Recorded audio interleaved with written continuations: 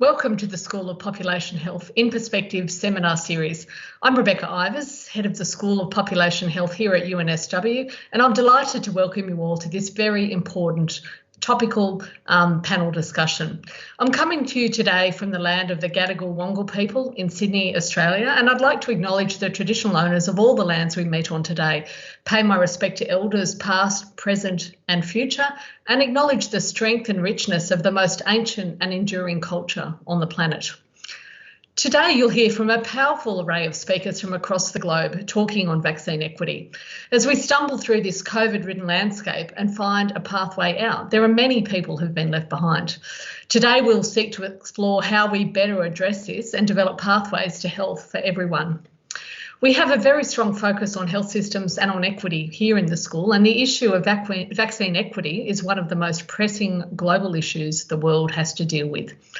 As high-income countries, including Australia, gaze inwardly and work to keep their populations safe, there's a moral imperative to ensure that this isn't at the expense of lives either here or elsewhere.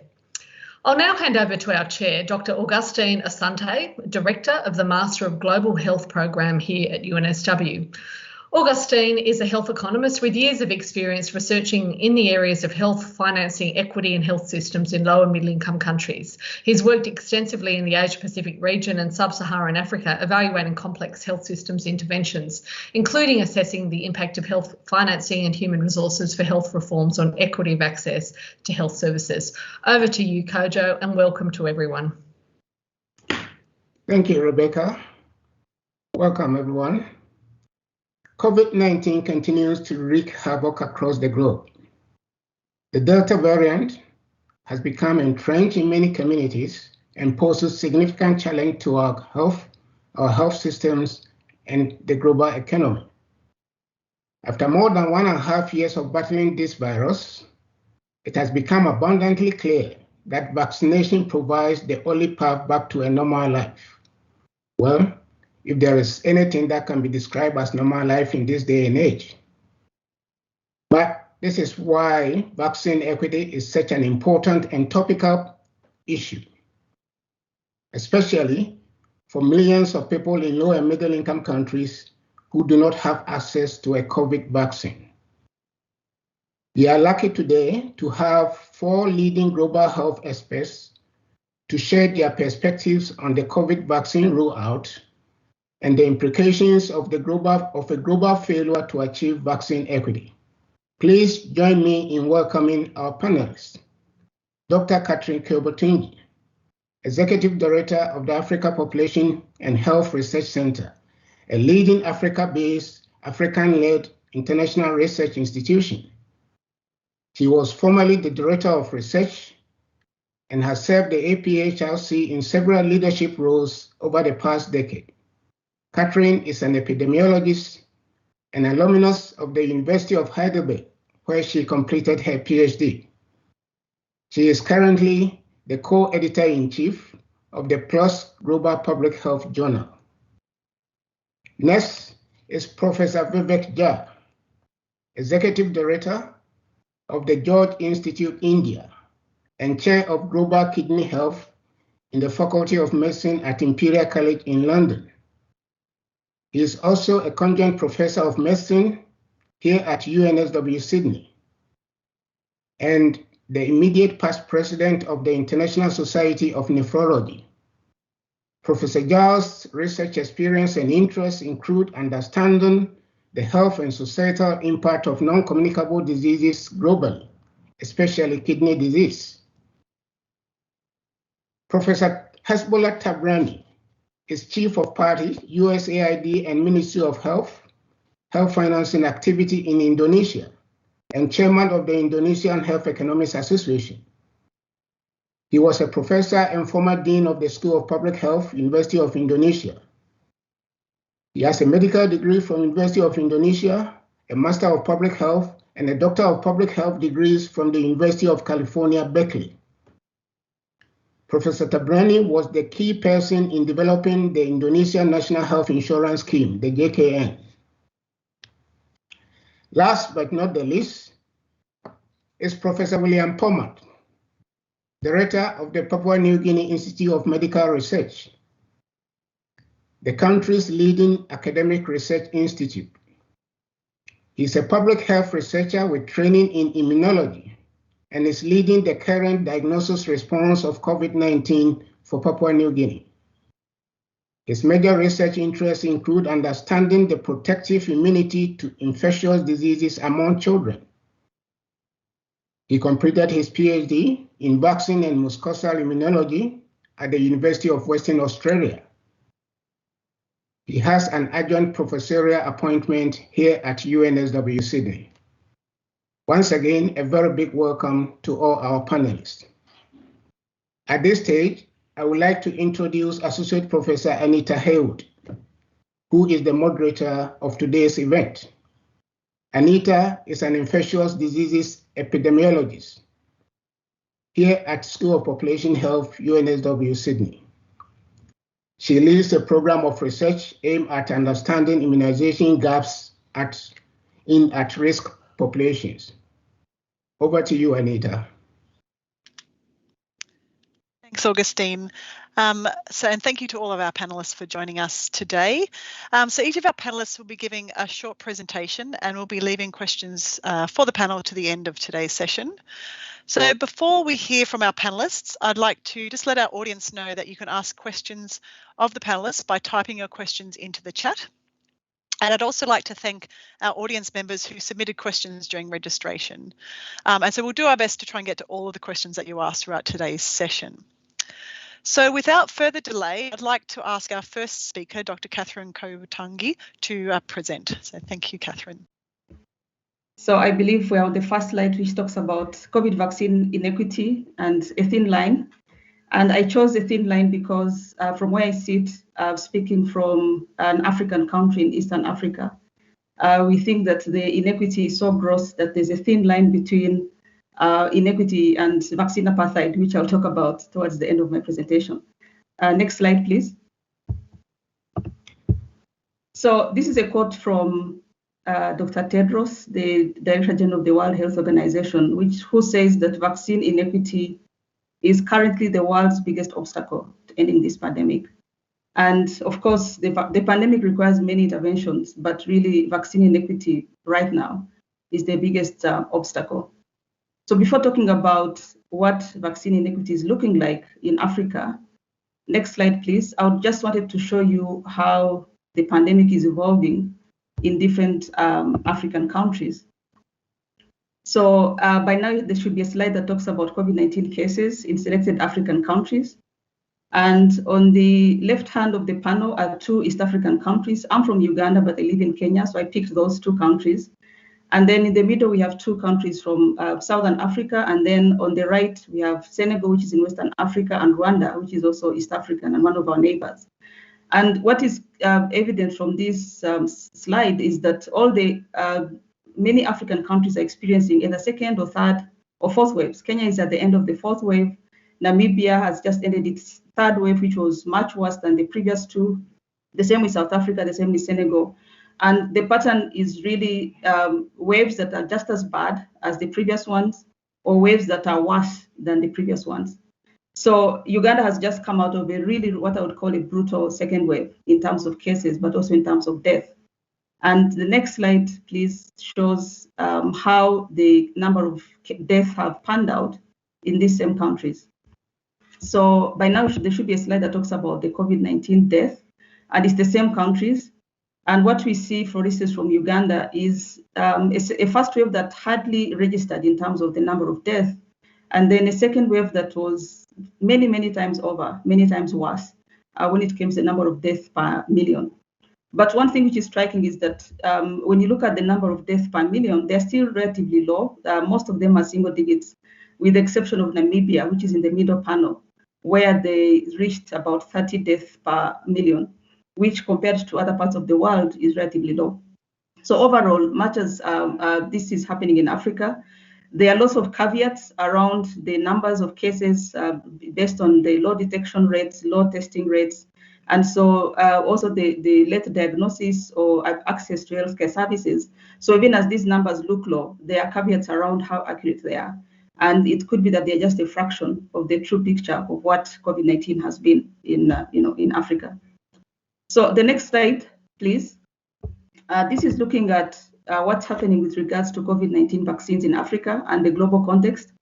And out of the 5.6 billion doses which have been administered globally, at least as of a few days ago, only about 120 million doses have been administered in Africa. And in Africa, only 3.5% of the population is fully vaccinated, and less than 6% is partly vaccinated.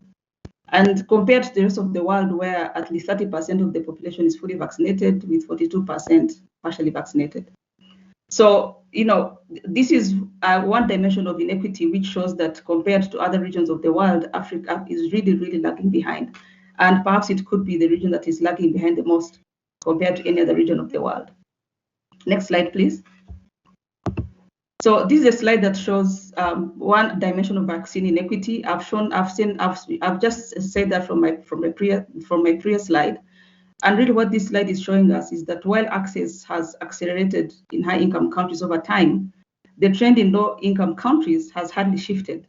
And you'd have to look very hard to look at that purple line at the bottom of this slide, which shows almost a stagnant growth in terms of the proportion of the population which is receiving vaccine doses, and a very clear upward trend in high-income countries compared to low-income countries. Next slide, please. So this slide should be showing the share of people vaccinated against COVID-19 in selected African countries.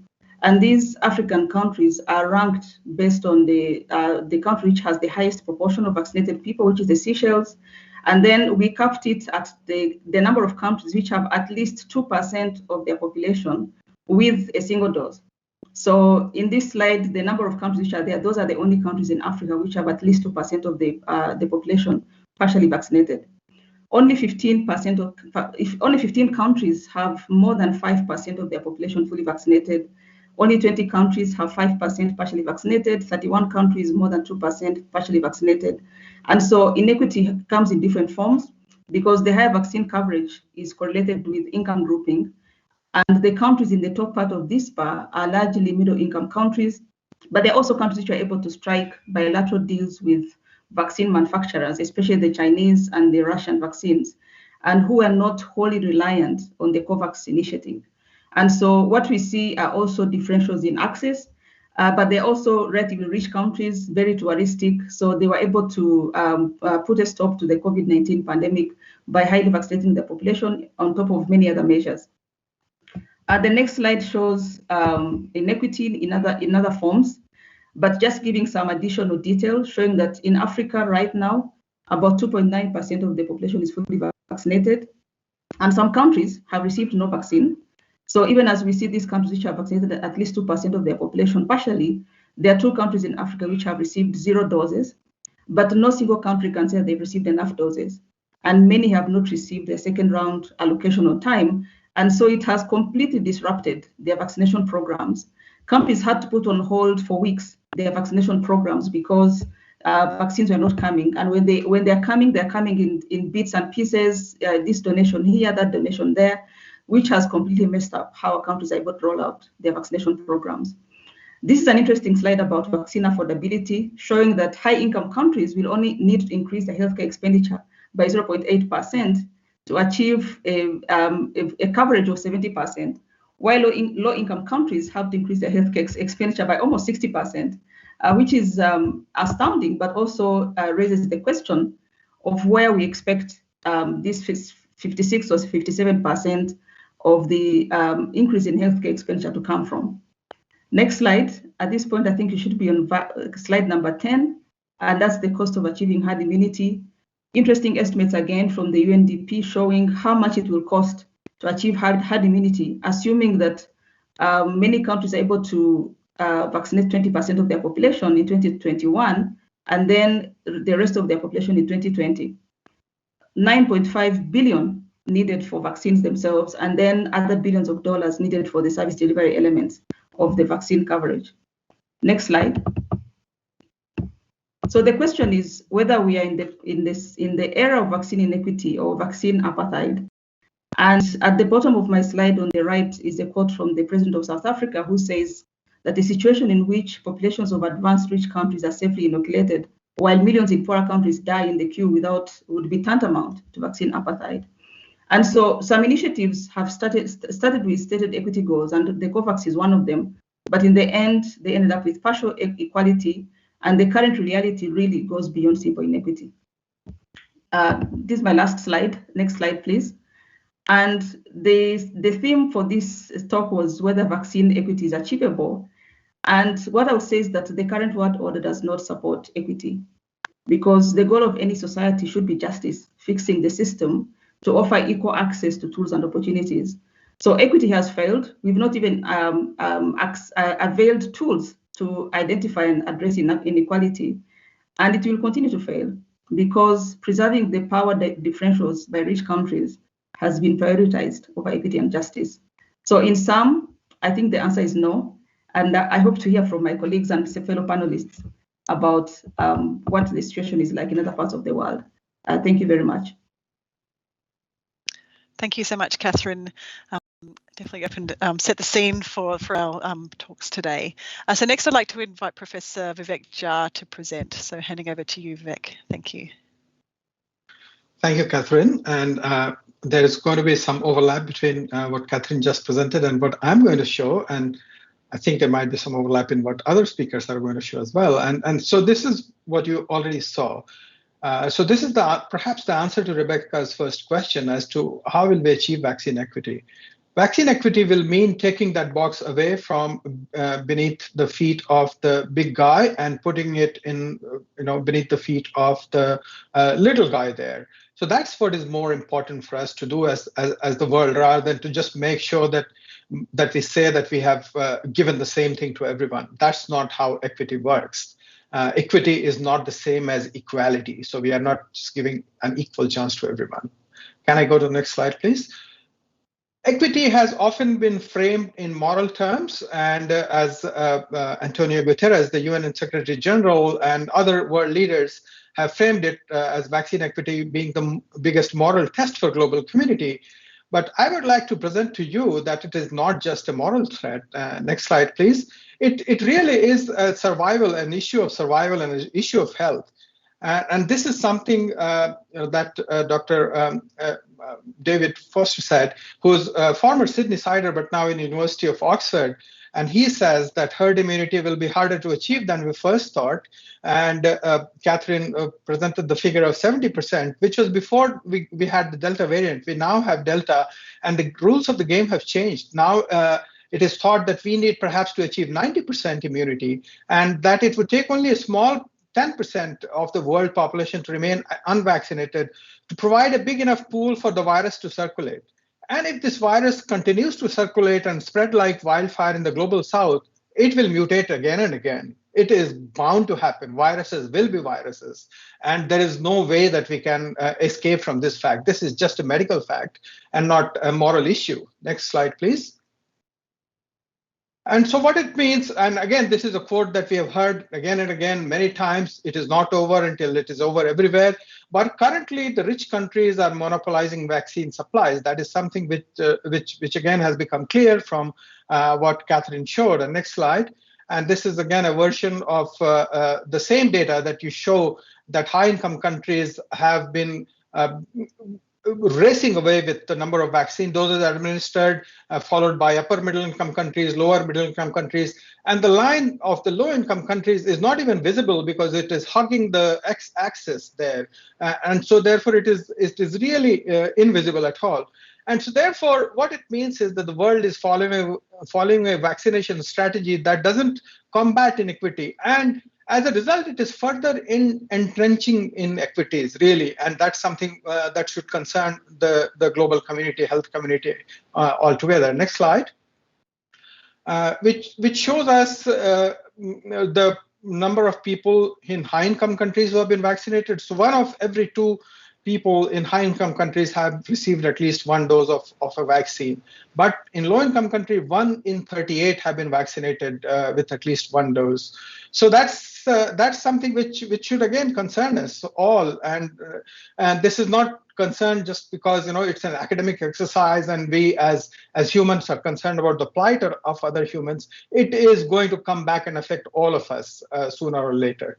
Next slide, please. This is related to the number of vaccine doses procured per each adult. And here you can see countries in different colors. The darker blue shade means that those countries have been able to procure higher number of vaccine doses per adult. And the darker shades of blue means that those countries have procured between 2 and 12 doses per adult of their country.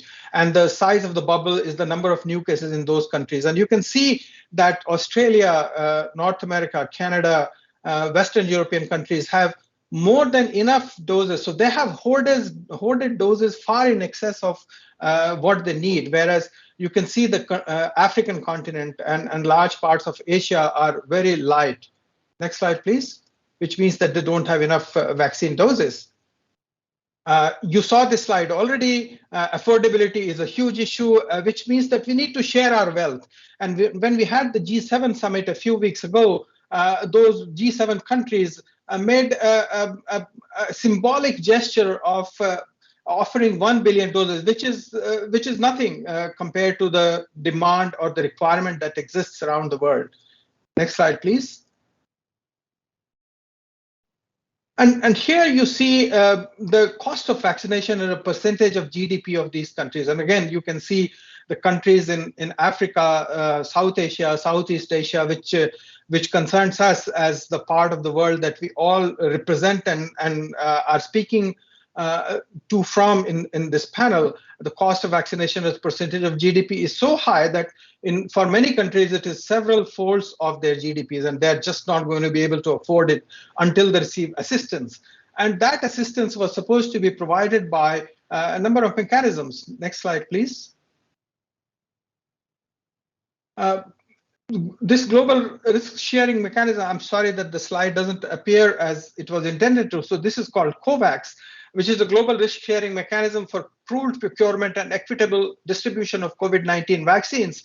But it has been hampered in its efforts because of a number of challenges. Many countries have imposed export bans, which unfortunately includes even my country, India, which when it was hit by a second wave decided to impose this export ban.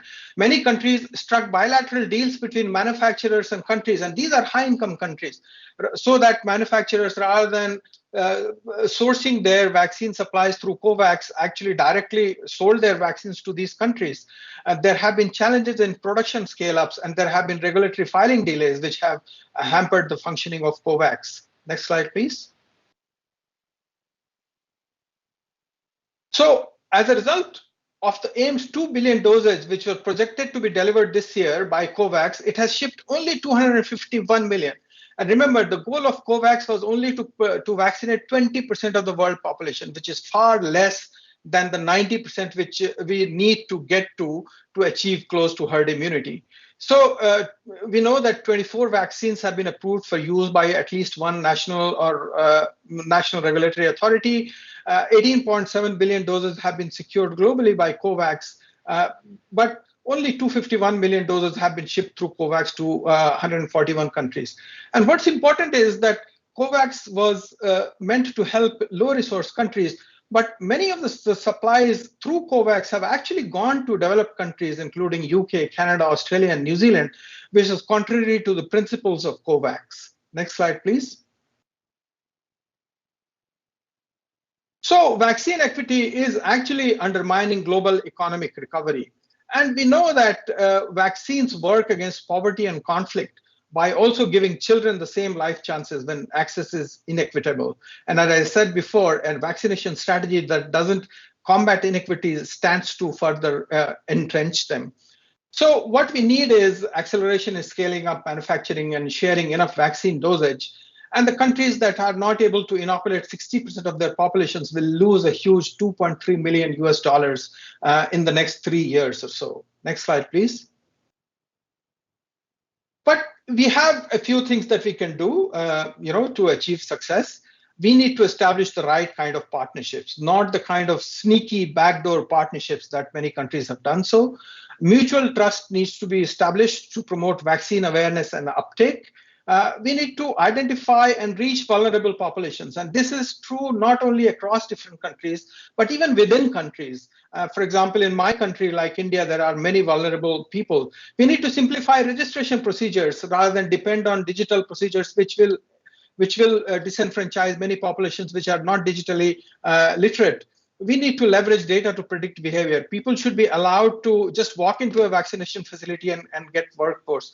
We need to strengthen and protect the healthcare workforce, use the frontline healthcare workforce that really knows how to reach the population, and we need to establish reliable supply chains. So these are a few things that we need to do more. We need to do this more as a global community, but we need to do this all within our own existing healthcare systems as well in order to achieve global as well as national vaccine equity. Thank you very much.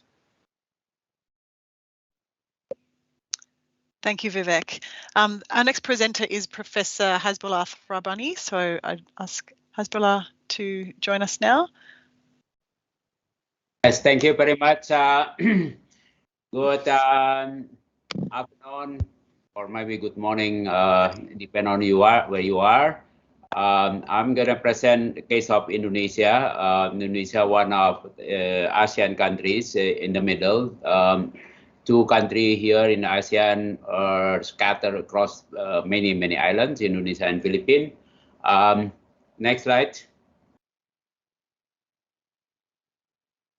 Yeah, well, Indonesia actually suffering a lot by the COVID. Can be shown by this graph showing our decreasing revenue from tax revenue because basically as everywhere COVID has halved all the almost all activities, economic activities, resulting in reduction of tax revenue by the government. In the meantime, the government expenses need to increase to intervene to control this COVID. So our GDP drops and our tax ratio also drops. But now this year it's shown increasing, recovering after very hard work last year and early this year. Next slide.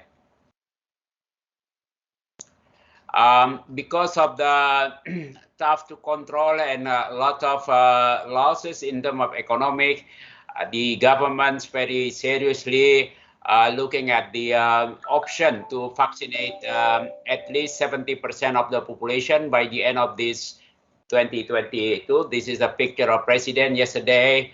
He visited every villages every day to ensure that vaccination is undertaken in those villages. So he targeted minimum 2 million people a day must be vaccinated, and the right graph showing the trend of first and fully vaccinated people. So by today, we already vaccinated 72 million people, but that's still only less than 40% of the total population. So our targets remain quite high. Next slide. The biggest challenge in Indonesia is that many people are not welcome with this vaccination. This is the survey of one of the prominent survey institution, LSE, in July this year, showing that 36% of the sample did not want to take that vaccination for various reasons. They believe the vaccine is not good. Majority of Indonesia Muslim countries, some of them say vaccine is not halal. Some not believe. Some also having trouble with their condition, certainly not willing to take it. But this is a very serious challenge for us. While we are targeting 70% of the population should be vaccinated to get herd immunity. Although the government work hard to cover every villages, but the reality is not that easy. Especially we have so many local governments, and each local government are given the authority to undertake vaccination in their regions, province or cities or districts. The national government just dropped the vaccination, purchase vaccination vaccines and drop to them, and they undertake. The city like Jakarta is very good because currently already 100% of the population age 12 to and above already vaccinated once dose. 70% fully vaccinated double dose, and therefore now economy is moving. Shopping malls already opening, requiring vaccination as an entry point. Approval of vaccination, we establish a software to detect that they have to show the vaccination as a passport to enter the mall. That will improve and enforce the vaccination, but mostly in the city. In the rural area, we have challenges. Next slide. If we look at the comparative comparisons, Indonesia and other countries in ASEAN, we can see this graph. Many countries are struggling with the increased sharp after the Delta variants hit severely. In most countries in ASEAN, Vietnam is just beginning. At the beginning, Vietnam and Thailand can control nicely the COVID spread. Philippines not that good, but now every country is having a big increase of this COVID. Thailand's already just having some reduction. Next slide. Indonesia already control this Delta variants. Now the cases are very low already, and the positive rates already below 3% in Jakarta, but nationally still under 10%. So we are in decreasing slope, and therefore the government is very keen to improve vaccination, not to having the third wave in Indonesia. Singapore also are doing the same thing. Singapore already covered almost 85% of the population with single dose and fully vaccinated. And therefore, you can see the graph, the increase relatively small. Malaysia has a problem with that. I don't know what's the reason with this. Although vaccination already reaching more than 50% of the population, but the case increase still increasing. Probably because of the people still moving actively. Next slide. So the Indonesian government also developing its own vaccines that will be ready next year. In the meantime, we are purchasing from other countries, Pfizer, AstraZeneca, Sinovac, Sinopharm, Johnson & Johnson. Also, we get COVAX vaccine. Till yesterday, we already procured 229 million doses of vaccine. So that will be good enough to cover, because we still have more orders coming. We already ordered about almost 500 million doses of vaccine by early next year, that we expect to cover most of the population which are eligible for vaccination. The goal is to provide equitable vaccination, all free for everyone. And in a big city, they're opening drive-through vaccination in many store they can offer, in a mall they offer vaccination. So to make sure that people can access. The problem is some people don't want to be vaccinated. That's our big problem, is the behavior of the people. Next slide. In the meantime, private sector also involved very much.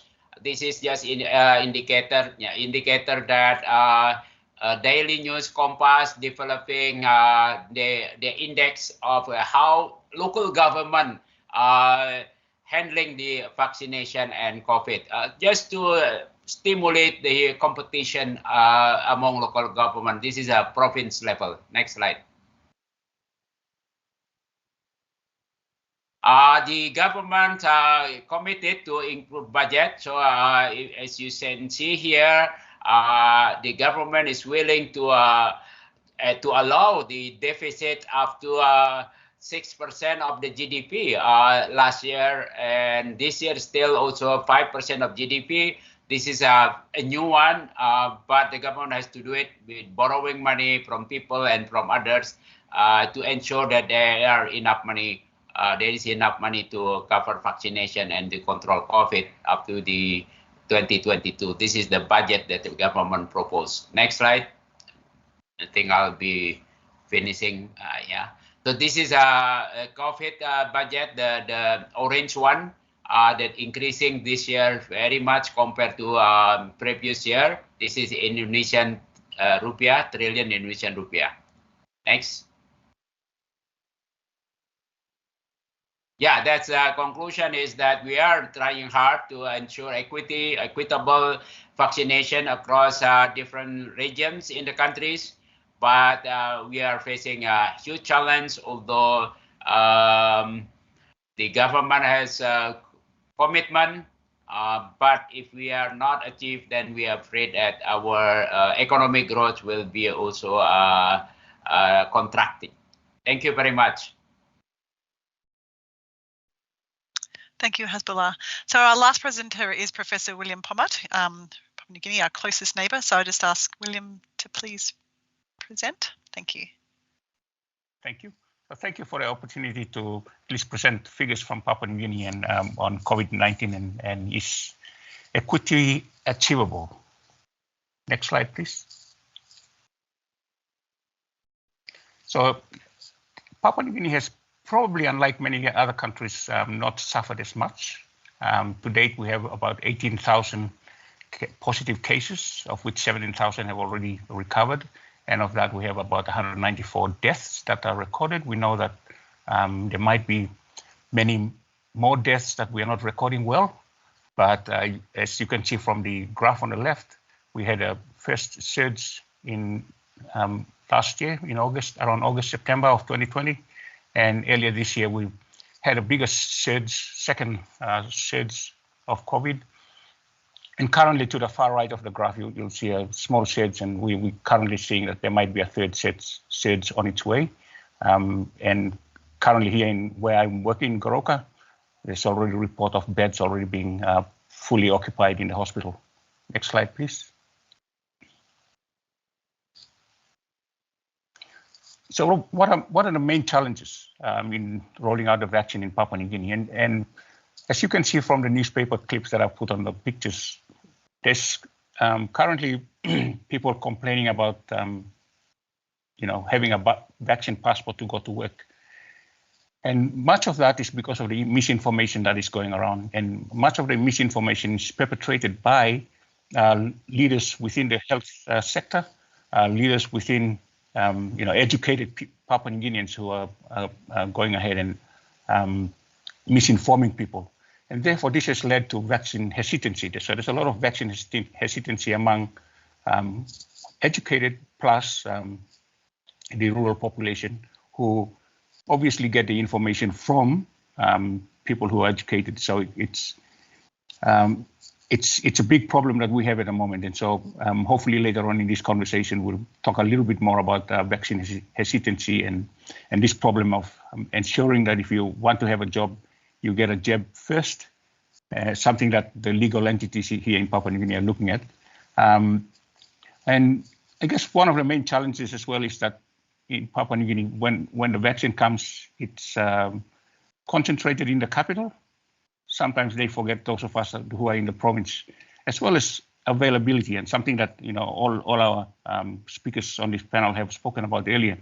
The availability of vaccine, and currently we're all getting vaccines through the COVAX facility, and at present the vaccines that are in the country are the AstraZeneca vaccine from donation from Australia, also through one manufactured in India, plus the US has only last week provided some Johnson & Johnson, and the Chinese government has also provided some Sinopharm. Next slide, please.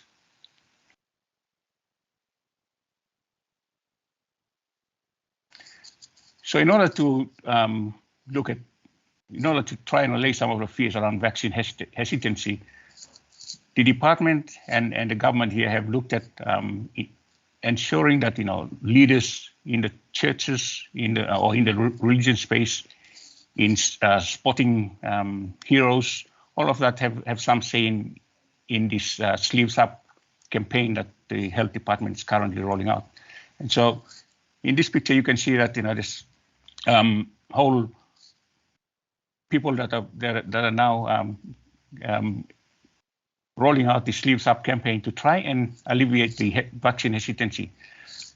But I can tell you right now that the vaccine hesitancy continues to be a big problem for us. Next slide, please.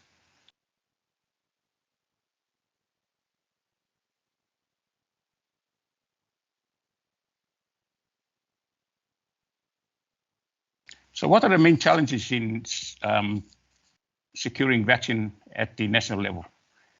Obviously, global supplies is a big issue, and all of us, the panel here has already spoken about those supplies and the inequity that follows from those supplies, that this vaccine holding. We hear in the news too that many of the developed countries are now looking at booster doses, whereas many of us in developing countries continue to not even have the first doses. So global supply has an impact on how at the national level we secure vaccines for our country. Our economy is not running as well as it should, despite the fact we have a lot of minerals, and so the government needs to look at ways, aside from using the COVAX facility, other ways that we can procure vaccines. We have now received, as I said earlier, donations from Australia, from the US and from China, and these donations are being put into arms. But with the population that we have, the 10 million people that we have, the number of doses are not insufficient for ourselves. And we thank the Australians for also donating to Papua New Guinea and other Pacific Island countries. Next slide, please.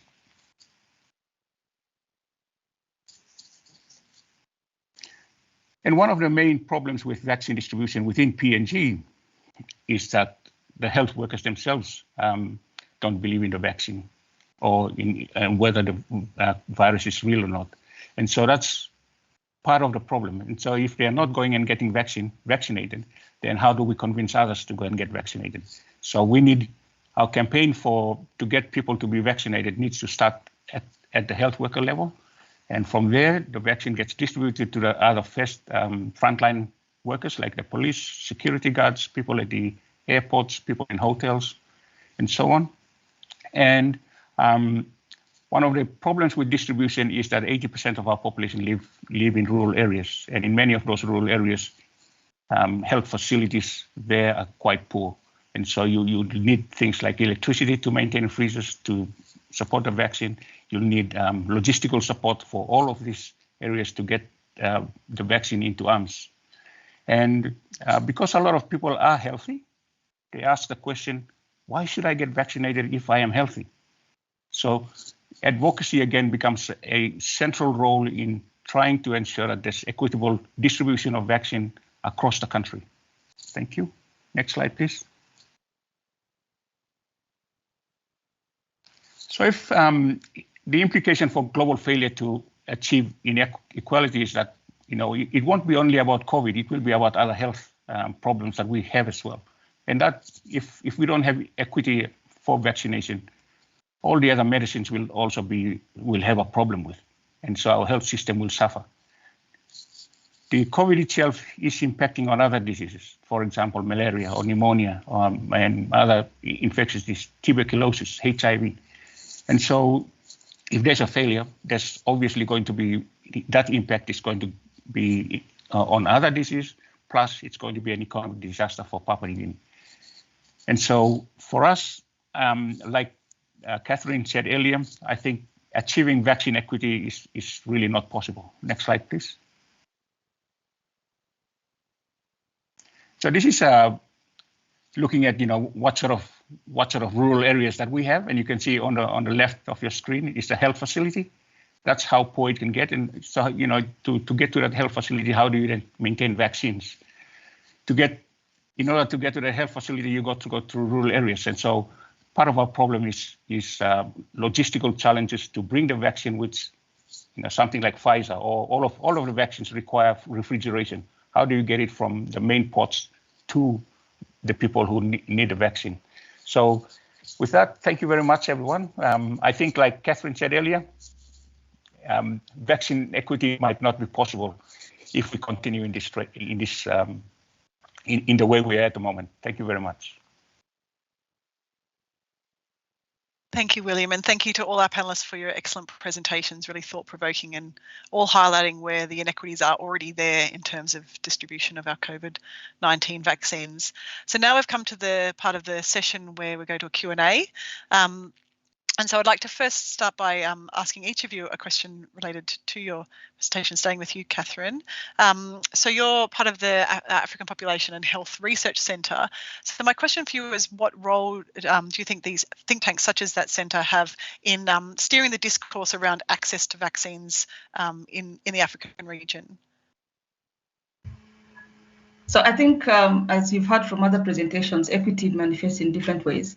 So on one hand, one of the people that I'm familiar with said we are screaming into the void about vaccine inequity globally. So we have lots of initiatives, social media campaigns, participation in high-level panels, these kinds of things, webinars that we organize, but others, really to create some kind of noise about really that this is unacceptable. So we're doing that, which is more outward looking with regards to how the global community is working around vaccine equity. But then on the other hand, you've also heard that vaccine hesitancy is an issue. So in the midst of scarcity, there's still hesitancy. And so it sort of disrupts the flow of vaccination programs. So we've also been doing a lot about, trying to address the myth and barriers to uptake for vaccines when they become available. So I think briefly, that's what I would say. Great, thank you. And so my question to Vivek is around what role do you think around the private sector could play in facilitating or achieving equity around different countries to access to COVID-19 vaccine, and to the other panelists as well, if you'd like to comment. So thanks, Anita. I think at this point, it's really important for the private sector to not think of itself as the private sector, but to work in tandem with public health sector as one. Quite often we have seen an issue of disparate and often misaligned incentives in terms of what the private sector wants and what the public health goals should be. The profit incentive of private sector hasn't completely been taken off the table. So far as some of the COVID-19 related public health work is concerned. And so in India, we have, for example, created a dual or differential system of vaccine availability. In public system, people can get vaccinated without paying anything, whereas if they get vaccinated in a private hospital, they have to pay for it, which creates a dual system. And we've done surveys, and we have found that to actually create a barrier which raises vaccine inequity, even in the most vulnerable population, because they don't have a public facility close by. They have a private facility, but if they want to go there, they have to pay for it. Even some of the vaccine manufacturers, and on the one hand, in India, we're fortunate that we have quite a few vaccine manufacturers, but they have decided to make the vaccines available to private sector at a cost, and the private sector's hospitals then add on a further quote unquote facilitation fee or administration fee, which then they pass on to the patients. And patients, because they don't have access to insurance, have to basically make an out-of-pocket payment for that. This is not a situation that is that should be allowed to happen, especially for vaccination. All the other essential vaccines are available free of cost, and that should be the principle that we should adhere to here in COVID-19 vaccines as well. So essentially, in summary, I just come back to the point that the private sector should subsume its profit-making, should put that in the back burner, the profit-making incentive, and subsume its mission with the broader public health mission of making sure that the populations are vaccinated, because that's the goal. Unless that happens, no one benefits. Thank you. Thanks so much. So William or Hasbullah, would you like to comment around the private sector in terms of in Papua New Guinea and Indonesia and their role? Yes, thank you. Yeah, thanks, William. The private sector here is quite helpful in that it also wants to help, but they're also at the forefront of trying to have the vaccine passport as part of what the sector works in. So they've been helpful, but they've also been some of those ethical issues that we talk about is probably part of the reasons why they are not as popular. But the private sector is trying its very best here in Papua New Guinea to be as involved as possible in the conversations around vaccine hesitancy and making sure that their workers are vaccinated well as well. Thank you. Thank you. Yeah. Indonesia, private sector play a very big role in vaccination. The government allow the chambers of commerce to organize vaccination for the employees of all big companies and small companies. They manage in their own system, but they are not allowed to charge the employees. The employer should pay that vaccination, and the government where the employer pay of the price in order to speed up coverage of the vaccination. In the delivery side, we can see a lot of clinics, hospital, communities providing vaccination. Even drive-through vaccination are in many big cities by private sector. Thanks, Hasbullah. Now I have a question around, so there's been a question from the audience about TRIPS waivers and waivers of IP for vaccines, but also for treatments and diagnostics. So I might start with you, Catherine. So how would waivers be helpful for Kenya and other countries in Africa? I mean, I think when I concluded my presentation, I said that, this preserving the power dynamics is the biggest barrier. And I think that's where TRIPS waivers and all the other things come in. When you look at the cost for vaccinating the world, there's no other way that can happen unless the cost of vaccines themselves reduces. And the cost of vaccines can only reduce if there are more areas where the vaccine is being produced, if there are more opportunities to produce it in different parts of the world. And that's only possible if there are TRIPS waivers and technological transfers. So really the whole discussion in the world, the TRIPS waiver discussion has sort of been shunted, and now we are more focused on donations. And we are donating the same doses that exist in the global supply chain and not trying to find ways of increasing production. So I don't think vaccine inequity is going to end unless the TRIPS waivers and the technological transfers happen, so that vaccines can be manufactured in many geographies by different entities in different parts of the world.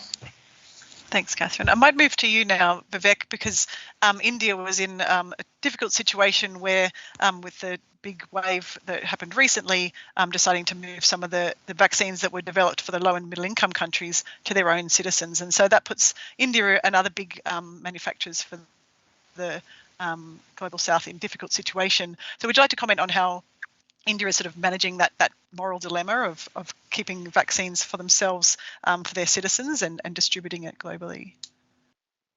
Yeah, that's a very, very important question. And there was another question from a member of the audience in the chat is, why did countries decide to pick vaccines out of the COVAX facility? And that's exactly the argument they used at that time when they're worried. They said we just prioritize our own populations and we don't care at that time what is happening in the rest of the world. It sounds atrocious, but then that's the position that these countries took, including my own country. So in early 2021, when India had come out of the first wave and had started producing vaccines, India was shipping vaccines to many countries around the world, and that was seen as quote unquote vaccine diplomacy by India and as its outreach to many poor countries. And that certainly ended when India had its own second wave and large second wave, in fact. And then we realized that we do need vaccines here in India much more urgently. So and that just goes to the point that we need to ramp up. We need to just increase the total number of doses, as Catherine just pointed out, rather than to just redistribute the same number of doses that are available. And that won't happen just with the TRIPS waivers. We need TRIPS waiver is just the beginning. We need to have technology transfer. We need to train people. We need to set up facilities. Because look, this is not just a matter of dealing with this particular pandemic. As has been said again and again by people who know more about this than me, for sure there is going to be another pandemic in our future. And we need to put in place mechanisms that will deal with this, which is vaccine production mechanisms around the world. Thanks, Vivek. I've got so many questions I could ask the whole panel, but we're running out of time. We've only got 2 minutes left. So I thought I'd go around the panel and just ask, what is it that you think Australia can contribute to achieving global vaccine equity for COVID-19? So starting with you, William, if you're available, you might have dropped out. No, I was on mute. Thank you. Thank you. So Papua New Guinea is a recipient, I think a major recipient of Australian aid. So we feel lucky that Australia is able to provide vaccines and a lot of health, things to Papua New Guinea, as well as developmental aid as well. So we are quite lucky in that sense. And so if the vaccine were to be manufactured in Australia, and then, I know that it currently is, and there's sufficient vials for both Papua New Guinea and Australia, I think that we will be able to get some of that. And so in many ways, I think we are lucky in that sense. But at the same time, I think having cheaper vaccines as well from other sources would also be quite helpful for us. Thank you. Thanks. Hasbullah? Yeah, I think we, not only Australia, we all have to share. I agree with we have all to share of the vaccine to everybody in every corner. Otherwise, it is gonna be a new emerging disease again. It should be treated as a global public goods about this vaccine. Certainly, we have a challenge for that, but we have to pursue that one: global public vaccination. Thanks, Vivek. Look, not much to add. I think we need to treat it together as a global problem and approach this as a global community, that we are all in this together. And, we could go back to cliches, but I think they make the point. Thank you. And finally, with you, Catherine. Yes, I think we can only address inequity if we all wake up and realize that we are human beings and we all, we all need each other, justice and equity. But unless that happens, and this current power differentials remain the way they are, then inequity really will be what we'll have to live with.